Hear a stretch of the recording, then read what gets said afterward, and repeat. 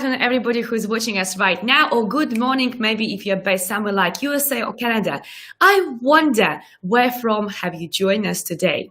Today I have somebody amazing with me and somebody unexpected, because what you have seen lately was just probably people who had some journey in their lives in their mid-30s, 40s, maybe 50s. But today I have something exciting. Those who have teenagers, you'll be really surprised today, because I have an amazing, phenomenal Amazon #1 seller. Could you believe? A 15-year-old Trey Sean Ben Salmi. Hi, Trey. How are you today? I'm great. Thank you so much for having me. Oh, I'm so excited. I mean, when I heard about you, this wonder kid, I was like, I wonder what is he all about? And then I was on your podcast and we had so much fun recording that. I really enjoyed your smart question. And honestly, you puzzled me a few times.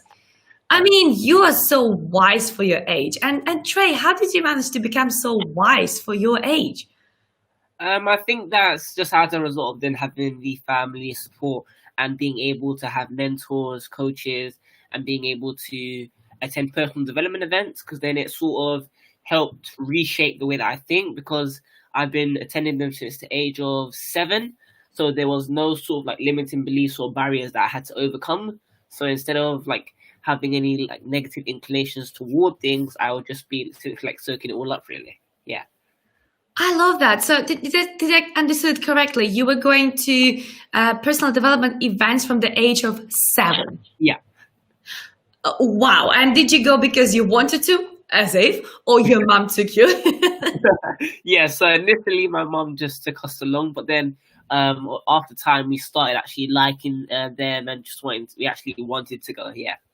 Oh, wow. And do you remember your first ever event? Because I remember I took my son when he was, I think, around about 10, and I wasn't sure how it's going to go, but he was quite interested. So do you remember your first ever event? What was it like? What did you think? Have you been bored and on your phone, or what was it like? Yeah, so initially my first event was with one of my best friends, and we were just like sitting there. We'll think of ways to like, make money. We're thinking, oh, there's this many people in the room. If we get a pounder for everyone and things like that. So we enjoyed the event so much. We actually learned loads as well. Yeah. So we actually really enjoyed it. Yeah. Oh, wow, that's really good. And do you think you actually took away something from that seminar? I mean, until now, do you remember something like your aha moment or your takeaway, which you still apply because it just hit you so hard and you still apply it in your life? Yeah, so the first event was actually with it was with a man called Nick Vujicic, the man who has no legs and no arms. Yeah, so that was an absolutely amazing event. I think it was the Life with No Limits event, and it was absolutely amazing because then we sort of like helped to then push us beyond our own barriers that we had like sort of like set for ourselves. So it was an absolutely amazing event, one that I will definitely remember. Oh, and I must say, I love Nick Vujicic with my passion, because I went with my son to his event as well, actually. So that was the event where we went together with him. And I remember my son, he's also called Nick. Such a coincidence. And I remember he was sat there and he had just big eyes and he was like, Mom, how is he doing that? Yeah. He has no arms, he has no legs.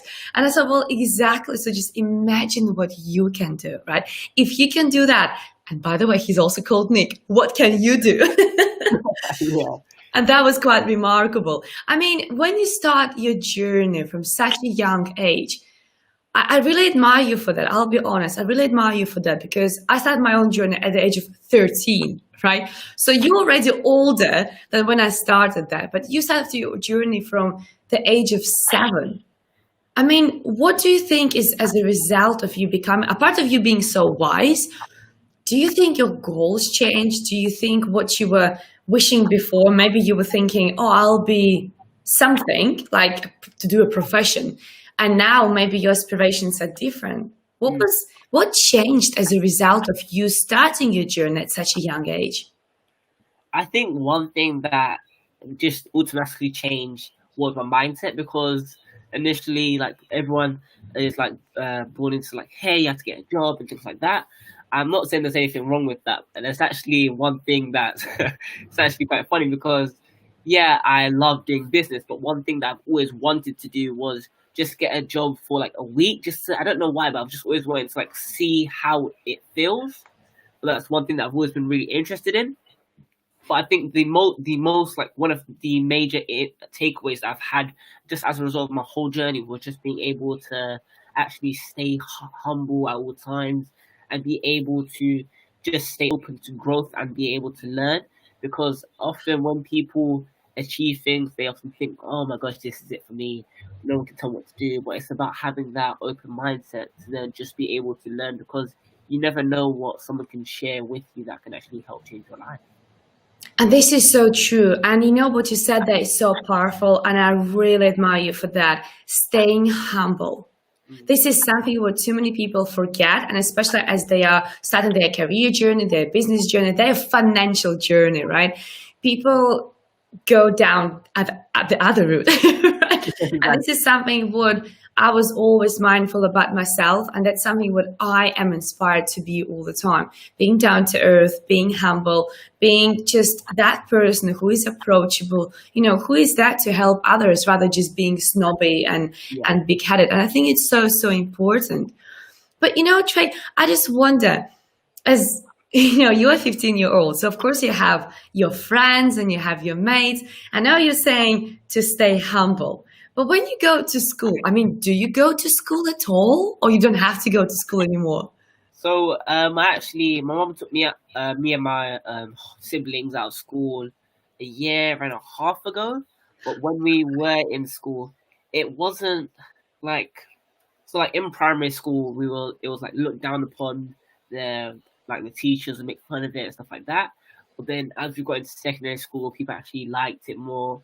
And that was when I got into the show Child Genius. So everyone loved it in maths. It was absolutely crazy. Like they'd often try and see if they can like get better scores than me and things like that. But I really did enjoy it. Yeah. That sounds really cool. So do you think you enjoy this situation that you're homeschooled right now, or would you actually, are you homeschooled right now? Is it what are you, right? Yes, yeah. Yeah. So are you actually enjoying this homeschooling, or would you rather go back to school, between you and me and everybody else who is listening? So initially, when I was taken out of school, I did not like it at all. Oh, wow. Yeah, because I'm more of a very social person, and when I was in school, basically the whole school knew who I was and everything like that. Yeah. So that was a huge shock for me, because my mom's she's always been wanting to take us out of school, but she's never actually done it. So I was thinking, mom's just gonna say it and hopefully it doesn't happen. When it actually happened, it was a huge shock for me. But then a couple of months after getting into the homeschool and attending things like Brunel University and a load of other things as well, it didn't seem so bad. And then I still had my friends to talk to. So it's pretty much not that big of a deal. Yeah. Wow, that's remarkable. Being so wise at your age, not being at school, missing out on, talking to friends, not seeing them every day. Of course you see them, I'm sure you see them. But this is almost like a big chunk of your life was taken away. And instead what you're given this adult world where everything is busy and there's schedules. Like today we're on this live and you had to send information and we had to have discussion. How do you feel about this all? Do you feel sometimes like it's too much? Recently, in the last couple of days, I've been falling behind a couple of things.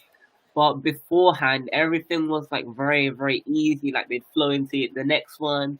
So initially, when I first got started, everything was very easy because I'm a very structured person. But over the last couple of days, I've just had sort of a awakening as to a different way as to schedule things so that they run a lot smoother. Yeah. So I think that I've learned a lot along the journey to just help get more productive. Yeah. When you say I learned a lot on my journey to be more productive, I'm just thinking, by the age of you being 25, you're probably the most productive person in the world. Honestly, if you already have to juggle so many things, what you're going to do when you'll be 10 years older, 20 years older. It's remarkable. But Okay, I got it. So now probably I answered my own question, I think. So you are Amazon #1 seller Yeah. and you're only 15 and you were taken out of school. So do you think you visiting all these events since a very young age and then having maybe more time, I'm not sure if you did, but maybe you had more time at home because you were homeschooled, is a result of you having a book, or your book was almost like influencing everything else? What was first, the book or everything else? Yeah, so first came the book when I was 7, and I co-authored it with my sister when she was 11. So that was Wait. You were 7 when Yeah. you wrote that book. No, that's just That's not my impossible. So when I wrote my first book, I was 7. Yeah. Wow. Okay, so first book when you co-authored with your sister and she was 11. Yeah. When you say first, that means you have more books. Yeah. Yeah. Right, tell me more then. So I have 14 books currently, and there's another, I believe, up to 5 more coming on the way. Yeah. I mean, Trey, do you realize what you just have done? Everybody who is watching us right now or will be watching us later, like we all are building a big imposter syndrome right now. You, at the age of 15, have already that many books, and I haven't finished mine. Right, okay, so I better go home and I start writing. Because I am writing a book, but I haven't got 15 of them. That definitely not. Wow. So which one out of all would you say is your favorite, or which one is the pearl of out of all books? I think from Eton Road to Eton College, which is in the 10 Seconds to Try Genius series. Right. And that's a bit about my story and my mindset and what I had to go through to get to like sort of like where I am today. Yeah. Oh, I love that. I mean, how old you were when you wrote that book? So I wrote that one when I was 14. Yeah. I mean, yeah, it all makes sense. Your journey from 7 till 14. Do you plan to write another book from the 14 till 21, and like every 7 years a new book? Maybe. Why not? Because it sounds like a plan. Because I mean, how a genius like you can achieve so much? I mean, it's just remarkable what you have done, and I really admire you for that. I mean, at your age already to have a book about your journey, that's just had down, like completely, absolutely. But then, how do you feel about this all? Do you feel like a genius, or do you feel you're just an average guy? I know you said I'm humble, but do you feel you are special? Do you feel like you have special tools, special, extra, I don't know, extra talent, something what normal people don't have, but you do, and that's why you are so extraordinary? I wouldn't say that I'm special. I'd say that I'm more unique the way that I look at things, because yes, there may have been times where I like ran into a scenario straight heads on when I shouldn't have, but I think that at times when I actually am making like conscious decisions, I've been able to plan things out more in a more productive way, and just like they end out better. So I'd say that the way that I tackle problems and just the way that I am quick to find a solution is something that I was like gifted with. Yeah. Love that. This is so powerful, really powerful. I mean, I love that. What you're saying right now is so, so powerful. And I never even expected that to hear from you, because, I mean,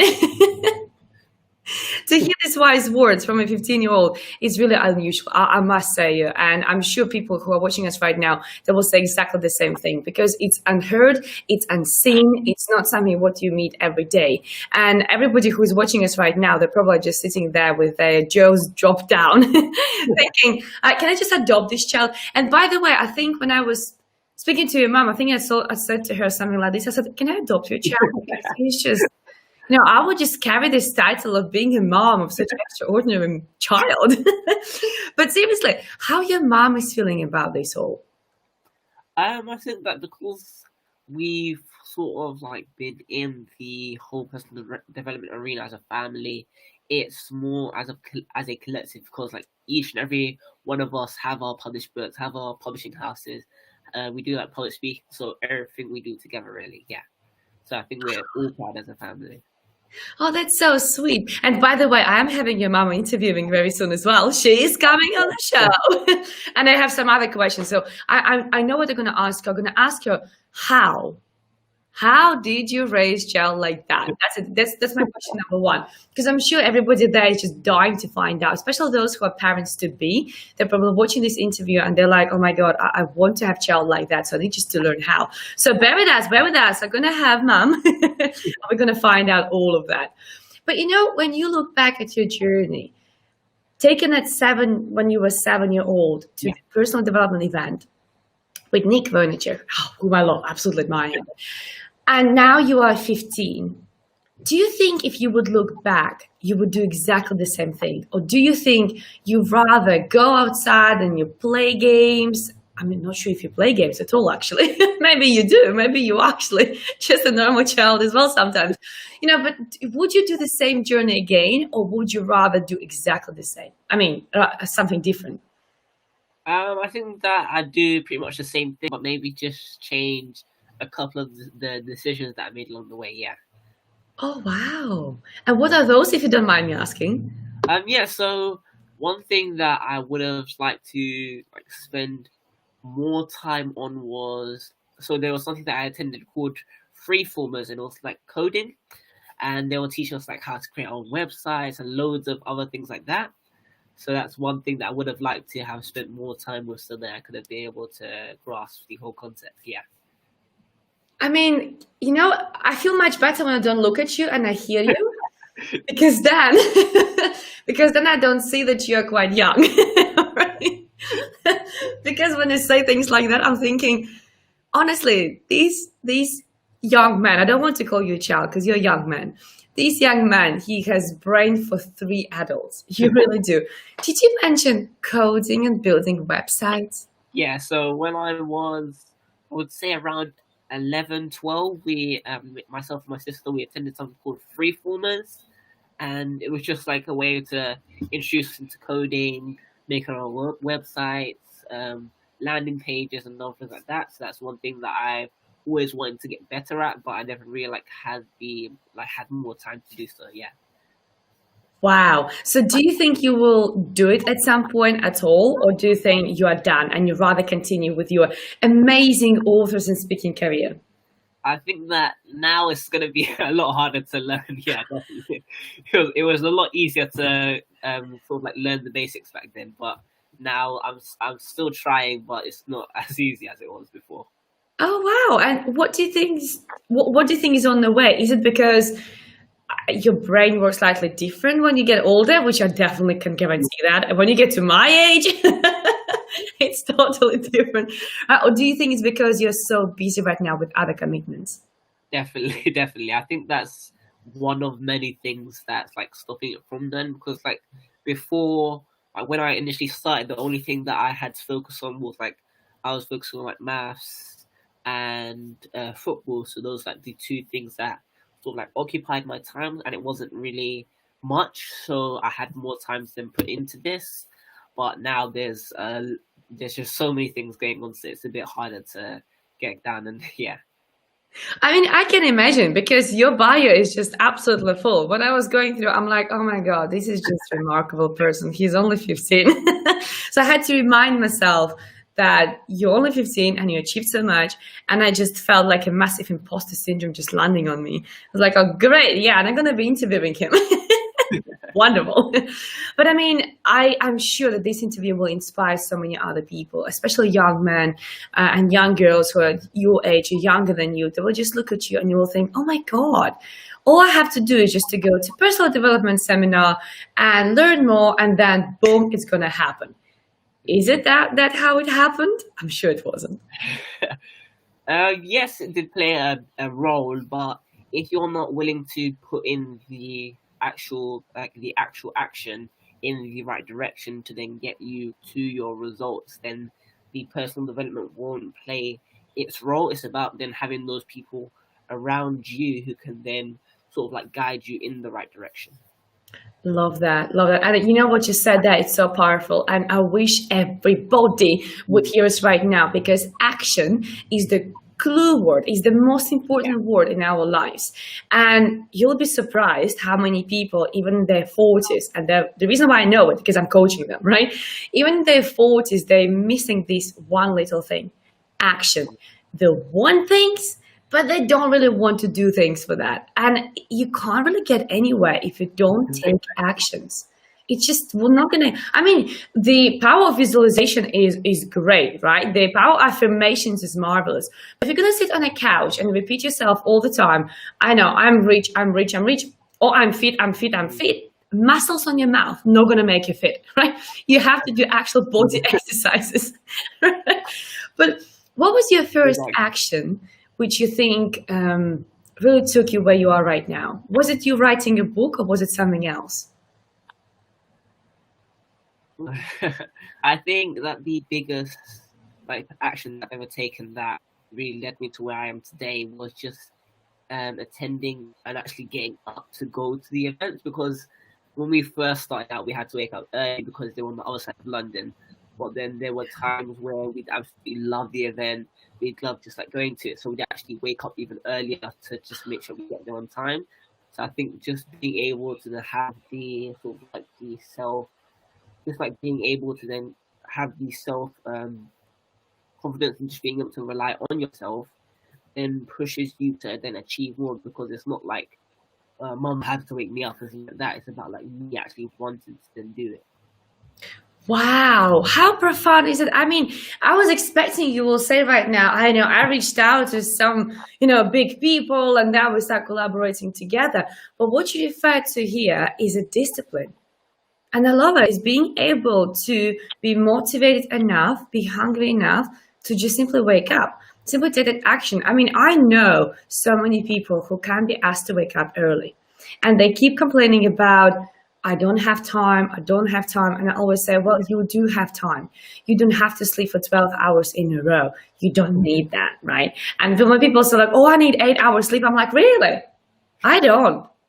So many other people don't, right? And if you look across all successful people, they all say the same thing: sleep less, right? Invest the time in yourself rather than your sleep.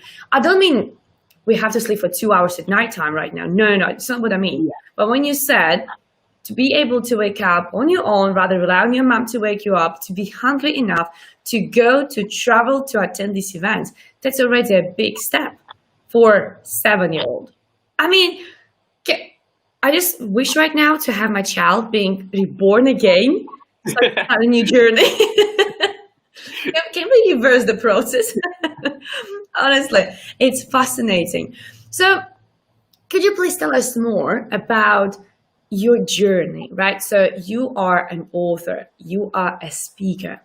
And when you speak, what actually do you speak on? Is it about your journey? Is it about motivating others? Is it about educating others? What do you speak on? Yeah, okay. So I speak about my journey. I do motivational talk, just encouraging people to then take action, take control of their lives. And I also talk on maths and financial education, such as other things like that, such as trading with my trading mentor as well. Wow. I mean, already at your age doing that, this is phenomenal. And what do you plan to do with that? What's your strategy? I mean, do you have a plan for that, or you think just, I'll see how it goes? I'm already 15. I can just relax right now and do nothing. What's your plan? So I think I'm always wanting to achieve more, things like that. So I'm as I said, I'm really passionate about football, so I'm hoping to then pursue that, as well as the load of other things that I have upcoming as well. And I think that now we're then coming up with things like maths courses, trading courses, financial education courses, sort of just to then awaken people around my ages and just people of all ages, really, just to the world of financial education and how they can then use trading to then simply provide themselves with financial freedom. Love that. I mean, can I ask this question? Because I'm just dying to ask this question. How do you know about this stuff? Because, financial education, all of that. is it the journey which you had yourself, or is it you passing on the journey from other people which you have learned from them? Yeah, so I think it's a mixture, because there's been people who have come into our lives and sort of like direct us in the right direction and things to do like that. But also having the family support, coaches, mentors who are then able to sort of like guide me in the right direction. And just because like my trading mentor, he taught me for 2.5 years how to trade, things to look out for, and things like that. And just like sort of like having that knowledge from loads of different people in my lives, such as there's like been many different individuals like Ben Green, Mohammed, and there's a whole wide range just to sort of like encourage me. And one thing that actually sort of awakened me was then by having sort of like both sexes in, who would then sort of like give their own take of things, because I have like loads like male mentors and coaches, but then having female mentors and coaches, such as like people like loads of different people, such like Ghana, Brunel, and just like loads of different people, then able to then sort of like bring them all together, and then sort of like add my own take on things to make the best out of any scenario, really. Yeah. I love that. You know what I really admire you here for? That you see the power of mentors and coaches. And I mean, of course for me, because I'm a coach myself, right? So I definitely know there's definitely results, because I can see people walking out of my office day in, day out, being completely transformed and different. But I kind of always imagined that being young adult, you almost think, oh, I can do it myself. You know, I'm capable of doing that. But I can see you shaking her like, no. And I love that, because how much more we can achieve if we actually have somebody helping us. And between you and me and everybody else who's watching us right now, I really wish when I was your age, or when I started my own personal development at the age of 13, I really wish I would have a mentor back then, or a coach who actually could help me, could realign me, recalibrate me and reinvent me. Because we all have a bit of limitations, a bit of insecurities and everything else. And not everybody comes out from a family where family is into personal development. Because, for example, my mom, she still doesn't get what I do. She's like, so what do? You just speak to people. I'm like, yes, mom, I just speak to people. Right? Because coaching doesn't even exist at that level in Latvia, where I'm originally from. So people are still not aware of the power of that. And hearing right now you saying that you had mentors and you had coaches helping you and being there for you, it's so profound, so powerful. Really good. But have you managed to mentor or coach somebody already from your perspective on something, or that's not something what you tapped into yet? Yes, I'm also a coach and mentor. I've coached like loads of different people. I've coached people from Norway. I've coached people in the UK as well. Wow. So initially that was, I'm that kid empowering you to step into your power. So that was more like confidence and just teaching them how to take action on things that they want to take place in their life, instead of being the like sitting down affirmations and just like trying to call things in. You can then do that and take the action in the right direction. Yeah. I love that. I mean, so you already are international mentor and coach as well. Yeah. That's fabulous. I mean, yeah, let's just add another title to this, because we don't have enough. Yeah, the more the better, absolutely. And let's just help people who are watching us right now a little bit, if you don't mind. So when you say you coach people on confidence, I mean, when I look at children, this is what I strongly believe, that we are born with a natural confidence, right? If you see children climbing the trees, trying to touch the fire and doing anything they want, they are confident, they're fearless. And then something happens and the confidence gets knocked down. So what would you say to those people who lost their confidence? How can they rebuild it? I think that's actually really important, because like along my journey, like I did not, like as soon as I like leave the house, that was it. There was no more talking. So I think that's one huge journey I can really relate to. And I think one of the many things is just being able to like journaling. And journaling actually is just like a huge way to sort of like release suppressed emotions. And by doing so, or maybe even having that close person or relative to talk to, it then allows you to sort of like let out your frustration, let out all the anger and things like that that may be holding you back. Yeah. And one thing that I had to do was think back as to like what it was like when I had the confidence and what actually then took it away from me. So then by doing so, it then helps you then get clear as to what like sort of like clicked mentally. And then it helps you to then unwind that to then regain your confidence really. Yeah. I love that. And you see, when you mentioned journaling, I'm so with you. I mean, I have 5 journals.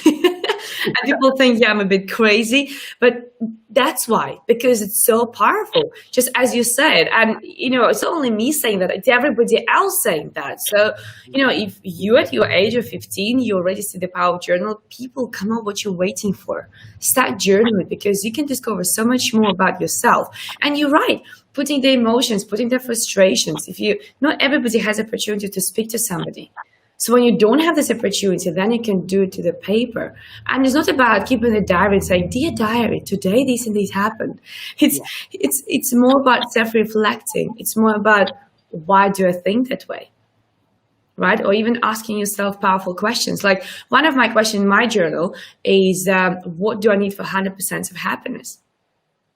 And I ask myself this question every day, because you might think like, well, you know, you're already happy, but there's always something what you want. There's always something what you want, either to get the next level, or to, you know, to see somebody, or to go somewhere, or to try something. There's always something what you want. And it's quite powerful how, you know, in the beginning, people always start with something material. And many, many of my clients did the same journey. What do you need for 100% of happiness? And they always start with, oh, I need a mansion, I need a house, I need this, and fancy holidays.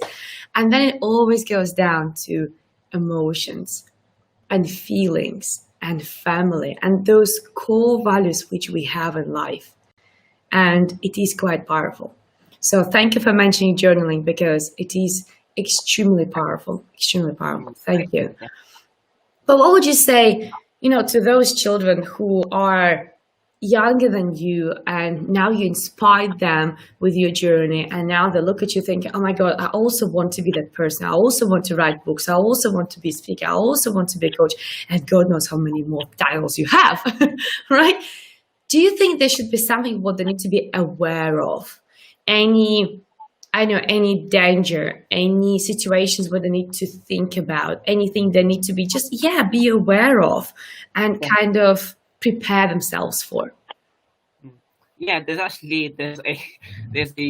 number of things really. For example, one thing that I often do not do is when it comes to like when people might like pop out of nowhere, they offer you all this and all that, and they ask you to sign this here.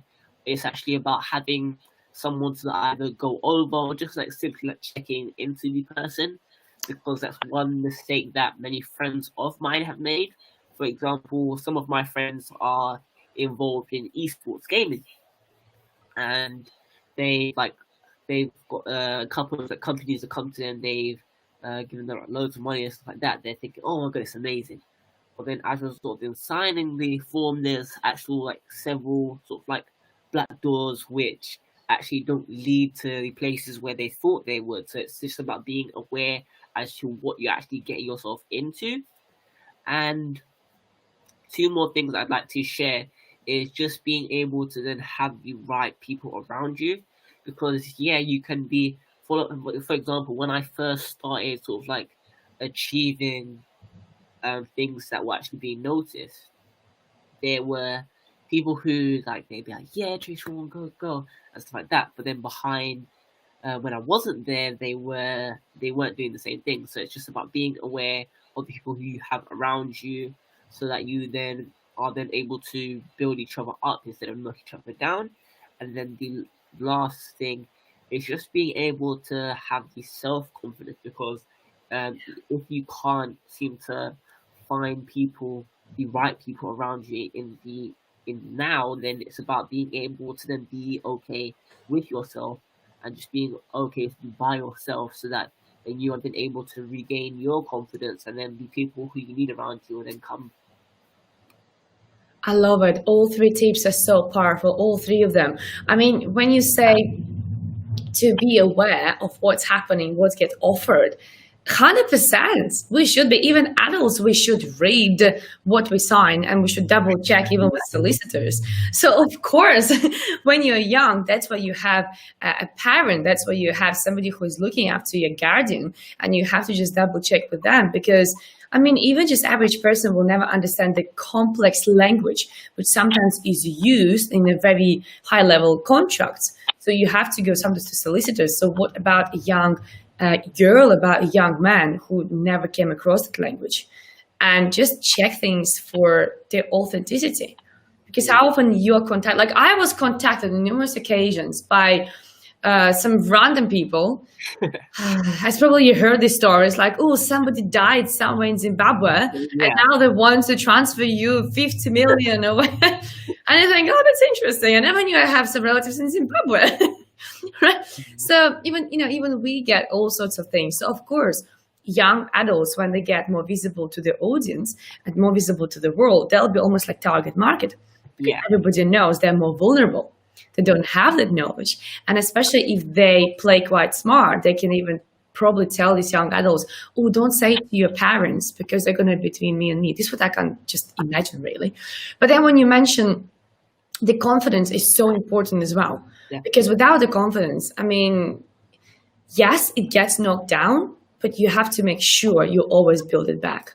And when you mention the right people, oh my God, this is crucially important. Crucially important, because these people, they can also help you to knock down your confidence.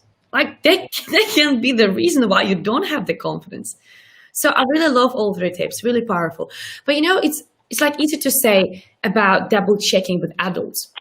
Okay, when you receive something, speak to your mom, speak to your dad, and then if it is valid, then move on. Yeah, great tip. When it is about confidence, work on it. Yeah, great tip. But with people, how do you make sure that they are right people? How do you know they're right people? Especially when you haven't had 30 years of experience. How do you know at your age who is the right person and who is not? How can you tell? I think that's actually really important, because like just one thing that, as a result of just being able to sort of like tell people apart, you need to be able to get good at like shutting people down, but in a way that doesn't come across as like rude or arrogant. And it's something that I had to learn at quite an early stage in my life. For example, like recently, like on LinkedIn, when I get a new connection or just anything, I often send them a message saying like, good afternoon, how are you? Thank you for accepting my invitation to connect. I really do appreciate you just like taking time out of your day and stuff like that. And then I got this person sending me like some crazy message saying like, who do you think you are? Oh my gosh, this is how you talk to people, something like that. She's, I don't know why, but she sort of like found it very like salesy in a way. So then I had to go on a call with her, sort of like in a way to like calm her down, just say like things like, I'm sorry it came across that way and things like that. And then I asked her, what would you propose that I should do to connect with people better? And so that's to sort of like let them know that you're then simply acknowledging and sort of like listening to them. So that's one thing that people need to actually be able to then emulate in their lives, because like you may have people who may have had a bad day and then they want to take it out on you, but it's about being able to then sort of like have that emotional intelligence to simply know where it's coming from. Because like, let's say that I did react in a way that was actually crazy, like, who do you think you are, something like that, then it would just be an endless cycle. It's about being able to break the cycle. And I think that being able to just differ between like whether the person is right for you in that time or not is about being able to do things like check them out on social media, how have they been on there, like if they're known for good things and stuff like that. And I think that's something that's really important, because yes, it's good to be able to achieve things with like partnerships, but if the person isn't known for good things, it's about seeing that the impact that then they can then have on you. I love that. And it's so wise what you have done there to resolve this conflict situation in such nice way. It's a skill. So many people, they'll probably will go, I block her, or I'm going to report her, I'm going to answer her the same thing. And then it would be just like a tennis game. It will be just like for kicking the ball back and forth, back and forth. So for your age to answer in such polite and diplomatic way is it's a very admirable skill. But be honest here, did you ask your mom or somebody else how to respond, or was it just purely yourself responding that way? I think that it's something that I acquired through school, because in school people would often have conflicts and stuff like that, and there'd always be like that one guy who'd be able to like resolve it and stuff like that. So I'd often look up to them and sort of like see the things that they do and stuff like that. So that's something that I picked up over time, and it sort of like grew on me, because like there's been like loads of scenarios where we've been going to events and stuff like that, where they may be like a nice person and then they sort of like turn, because you can tell there's something that's like going on. So it's about just being able to sort of like resolve the issue at hand without like sort of like having it blow up in your face. So I think that's something that I sort of like picked up at school, and actually was then sort of like shaped as a result of like just having the support around me. Yeah. Wow, this is fabulous. I mean, the way the way you became as a result of everything what happened to you is absolutely remarkable. And you said right now, it's something which you learned at school. So many people underestimate what skills they gathered at school, what skills they gathered at the first job, and they never apply them, they never transfer them from one area to another. But any skill is transferable. And what you mentioned there is just, conflict resolution, which you had to learn at school because you were forced, but that's exactly what happens with life. We all go through experiences and challenges, and they prepare us for something bigger in the future. And people don't look at that way. They think, oh, this happened, and they blame life. They blame somebody else for that happening. But what you do remarkably well, you just say, you know what, that's something what I gathered, I learned, I just had to apply at school. And as a result, I'm able to take it to the next level. This is really, really cool. I really admire for that. I mean, it's amazing, really amazing. But you know, Trey, I also know that you're a child advocate, right? So what is your role being a child advocate? What exactly are you doing?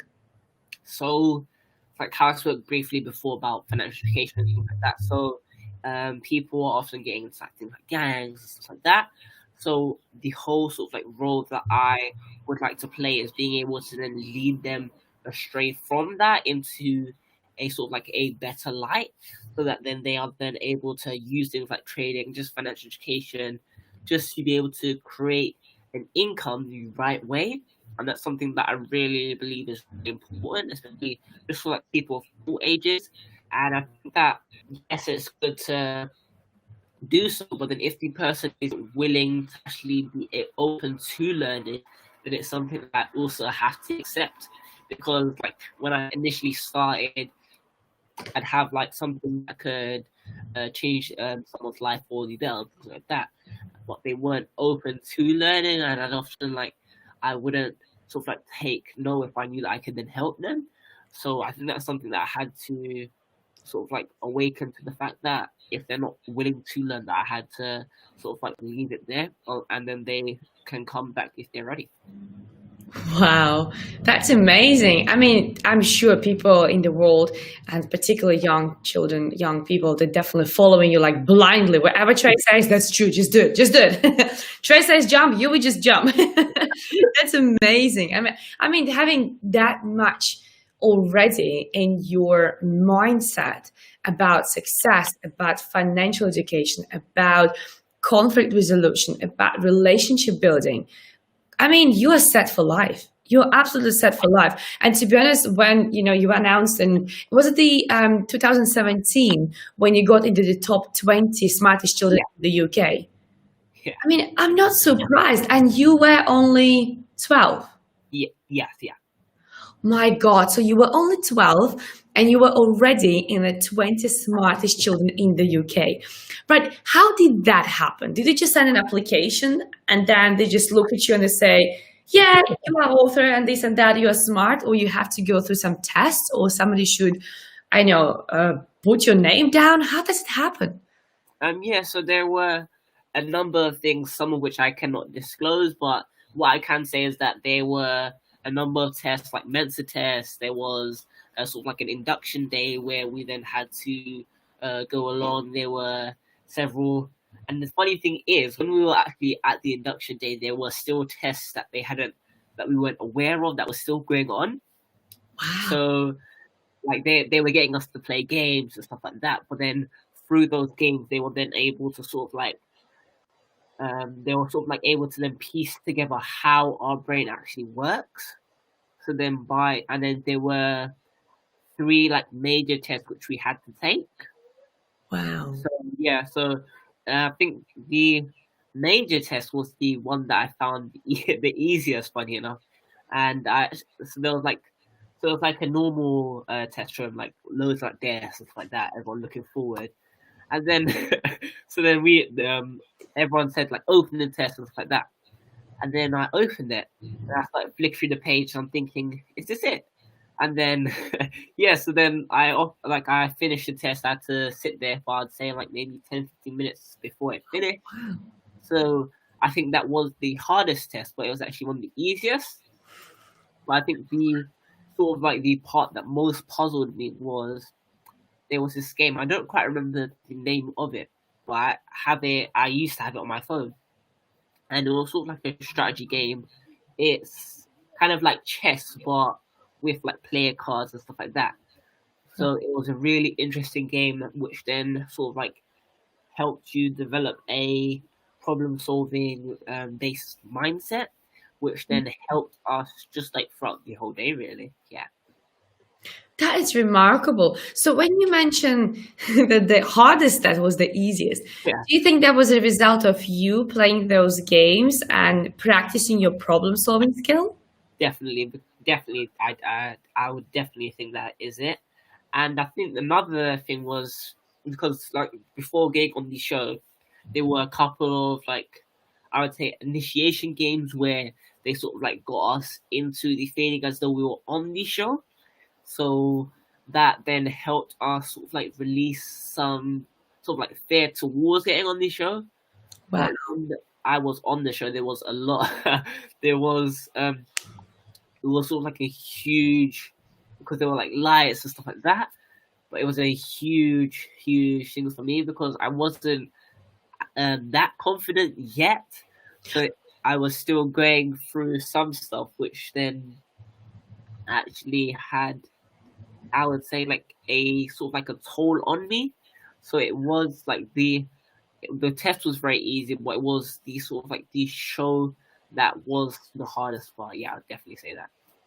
Wow, that's amazing. So basically what I'm taking from here, that even in a game, like just playing games, if they're about problem solving, it can be actually quite helpful. Definitely. I'd rather allow my son to play more in that case now. What can I say? No, actually, I think you're right. I think you're right, because we need to train our brain to be active. We need to train our brain to solve problems. And how else can you do it if not in a very relaxed game atmosphere? Yeah. Right? Because yes, you can talk and you can learn, but it's much easier when actually you just do it as a game, because game can be quite addictive, and that means you can spend more time doing that just because you enjoy that. But again, I think it's about the difference between the right games and the wrong games, because not all games are all about problem solving, right? Definitely. So would you say you play some, non-problem solving games? Do you do something what average person your age is doing right now? Is there anything in your routine what average young person is doing? Yeah, definitely. Like I don't play games like too much, but I definitely play games quite often. Like I play games like Fortnite, FIFA, and things like that. Sort of like I've always like had a passion for games, but I've never really like taken them too seriously. So like when like Fortnite first started like that, I was like really eager to then get it and stuff like that. And then our console, because then when we first started, we were very very addicted. It was it was crazy, like to the point where my brother would like go absolutely crazy whenever I beat him. So then our console actually got shut away, and then that sort of like gave us time to then sort of like reflect and look back as to how we reacted. And then I then started playing Fortnite on my mobile, and then that sort of like transition actually changed the Yes. way that I thought about games, because like we didn't have a games console for, I would say, a year or so, and then Yeah. that actually had a like a positive impact, because then when we actually got the console again, we like didn't mind how long we played, whether 30 minutes, an hour. It was just like we were just happy then. And then when it ended, that was it. Then we'd go back to doing something else. But I think that then by having the console actually taken away from us, then it actually awakened us to how we behaved. Yeah. Wow, this is so profound. I mean, I today heard so many things which I'm just amazed about. And the last one you said about games, it just makes so much sense as well. I mean, everything what you say is remarkable at the very next level, something what I was never expecting. Honestly, and I'll put my hand on my heart, I never expected so much wisdom. I mean, I knew that you are absolutely amazing. And as I said, I was on your past podcast. I enjoyed your questions and I enjoyed talking to you as well previously. But I never expect to hear so much wisdom, and I'm blown away. I'm seriously blown away. So everybody who is watching this, please, please get in touch with Dre. Can actually people connect with you somehow? What would be the best way for them to connect with you, learn from you, follow you? What's the best way? Yes, I'm on like LinkedIn and Facebook, and it's just my name, Trace Salmi. I'm also on Instagram, which is author Trace Salmi. Wonderful. And what I will do, I'll make sure under this video, I'll post the links to your social media accounts and also your website so people can check you out. And before we wrap it up, because unfortunately we have to wrap it up, and I would talk to you for hours, but I mean, it's already been so long. I'm like, oh my God. So thank you so much, everybody who was staying with us. But before we wrap it up, could you please give away like 3 major tips from your side, what you think people should apply today in order to take themselves to the next level? Is there anything you can think about? Definitely. So one thing that I would just like recommend is having a morning routine.